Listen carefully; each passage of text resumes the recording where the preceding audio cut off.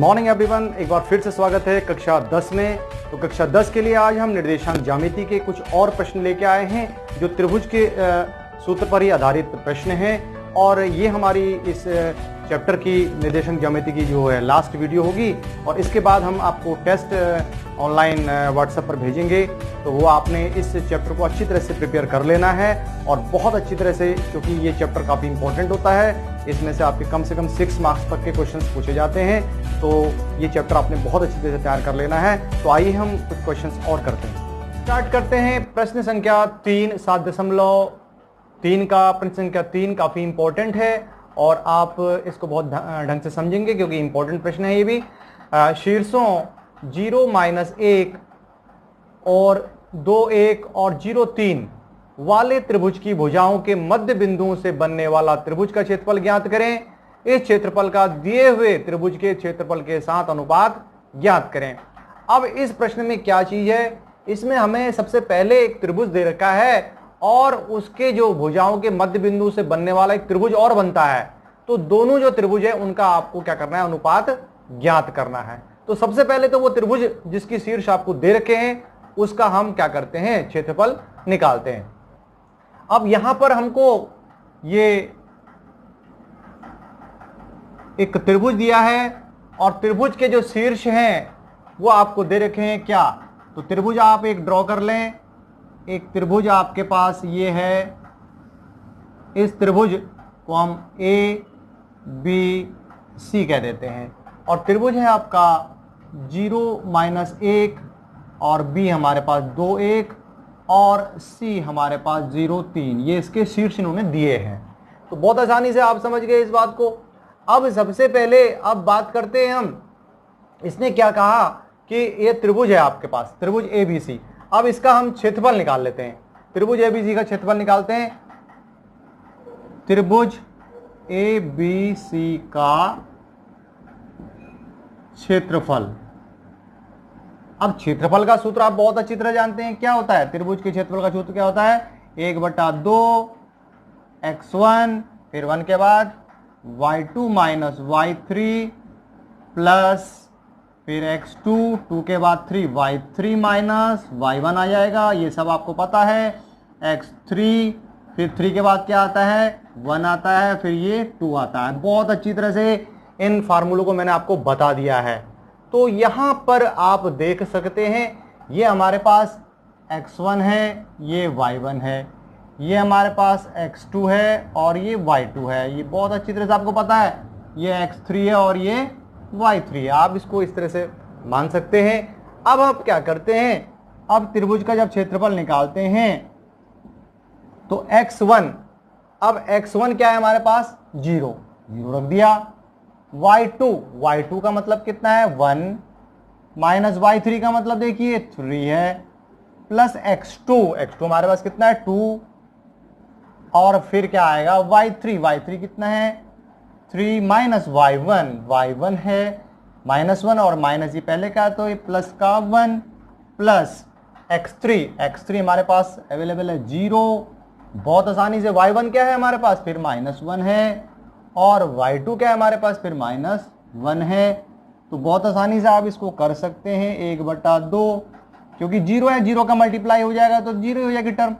और ये 3 और 1 4 दूना 8 और यहाँ पर भी 0 बाहर है, मल्टीप्लाई करेंगे तो ये आपका 0 हो जाएगा। तो 1/2 यहाँ पर ये 8 हो गया और 2 चौक 8 यानी कि 4 वर्ग इकाई, वर्ग मात्रक इसका क्या आ गया, क्षेत्रफल आ गया। तो ये बहुत आसानी से आपने निकाला, ये क्षेत्रफल निकाला आपने। अब इस तरह से इसी प्रश्न में हम आगे बढ़ते हैं। ये तो आपके त्रिभुज एबीसी का क्षेत्रफल है। अब इसने क्या कहा है आगे देखिए कि जो है आपकी भुजाओं के मध्य बिंदु से बनने वाला त्रिभुज का क्षेत्रफल और निकालना है हमने। अब मध्य बिंदु क्या होंगे, मध्य बिंदु माना कि आपके पास यहाँ पर इस भुजा का ये हो गया और यहाँ ये हो गया और इस भुजा का ये हो गया, यानी कि इनको मिलाने वाला आप ये समझिए कि इस तरह से एक त्रिभुज और आपका ये बन गया। इसको हम नाम दे देते हैं, इसको ए बी सी किया तो इसे डी ई और एफ दे देते हैं नाम। अब ये मध्य बिंदु भी तो निकालने बहुत जरूरी है, डी ई और एफ जो त्रिभुज है इसके शीर्ष भी तो निकालने बहुत जरूरी है। तो उसके लिए हमें क्या करना पड़ेगा, मध्य बिंदु निकालना पड़ेगा, यानी कि मध्य बिंदु यानी डी ई एफ के निर्देशांक आपको निकालने हैं। तो किस तरह से हम निकाल सकते हैं डी ई एफ के मध्य बिंदु, किस तरह से आप देखेंगे तो डी हमारे पास यहां पर किसका मध्य बिंदु है, तो डी हमारा मध्य बिंदु है किसका, ए और बी का। तो आप देखिए सबसे पहले यहां पर देखिए डी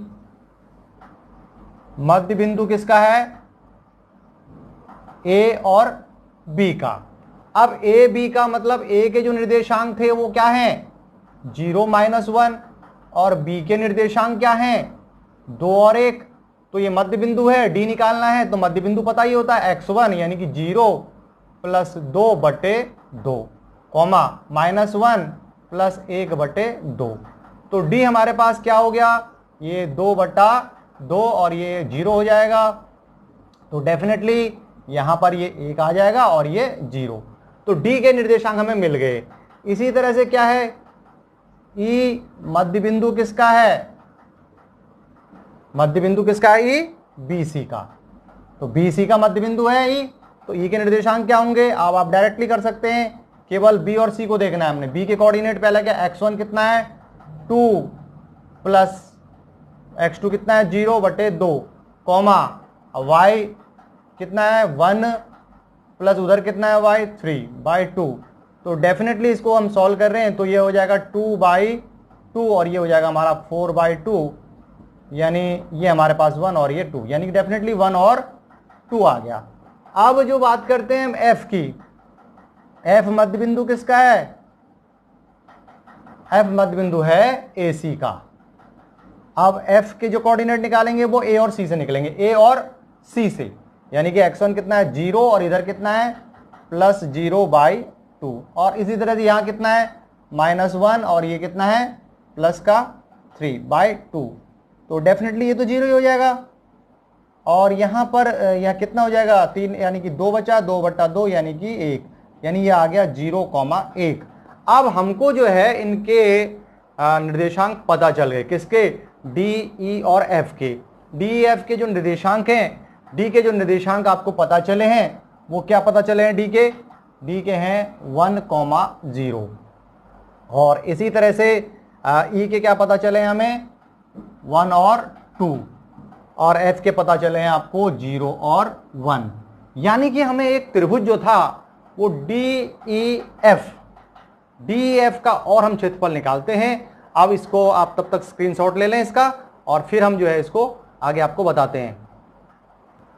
अब देखिए त्रिभुज, छोटा वाला त्रिभुज क्या है, त्रिभुज डी ई एफ का क्षेत्रफल।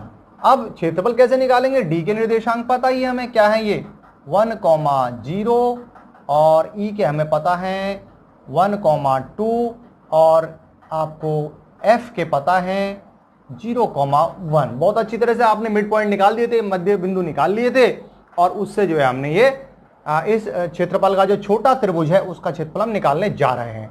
अब सूत्र फिर वही, यानी कि त्रिभुज डी ई एफ का क्षेत्रफल क्या होगा, सूत्र जरूर लिखें, क्या होता है 1/2 हर बार लिखें, x1 के बाद y2 - y3 प्लस x2 के बाद y3 - y1 और प्लस x3 के बाद y1 - y2। ये सूत्र बार बार आप लिखते हैं तो आपको याद भी हो जाता है और ये लिखना बहुत जरूरी होता है।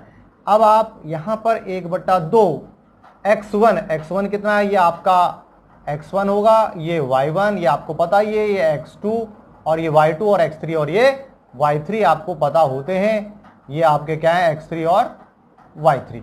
तो रख दीजिए x1 कितना है 1, y2 का मतलब कितना है 2, y3 का मतलब कितना है 1, x2 फिर आता है आपका 1, y3 का मतलब 1 और y1 का मतलब 0। ये लिख लेते हैं तो बहुत आसानी से आप इसको कर सकते हैं, मिस्टेक होने के चांसेस कम होते हैं। x3 हमारे पास 0, y1 का मतलब क्या है 0 माइनस y2 का मतलब कितना है 2। तो बहुत आसानी से आपने रखा ये, तो 1/2 यहाँ पर 1 बचेगा तो 1 ही हुआ ये और 1 एकम 1 हो गया और क्योंकि 0 से मल्टीप्लाई हो रही है 0 हो जाएगा।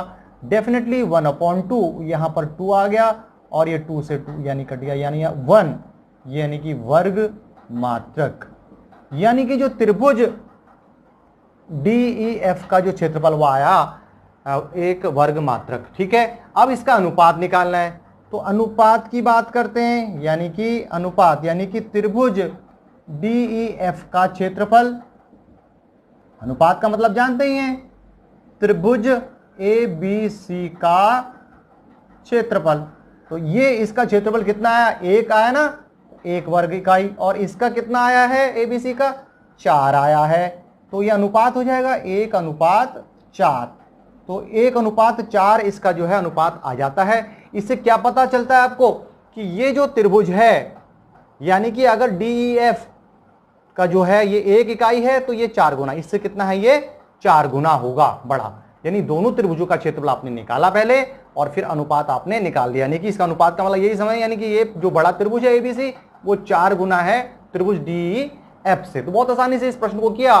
तो ये प्रश्न करने के बाद आप इस जो चैप्टर है, इस चैप्टर में कुछ प्रश्न और आप रहते हैं वो आप अपने आप कर सकते हैं, कोई डिफिकल्टी नहीं आएगी।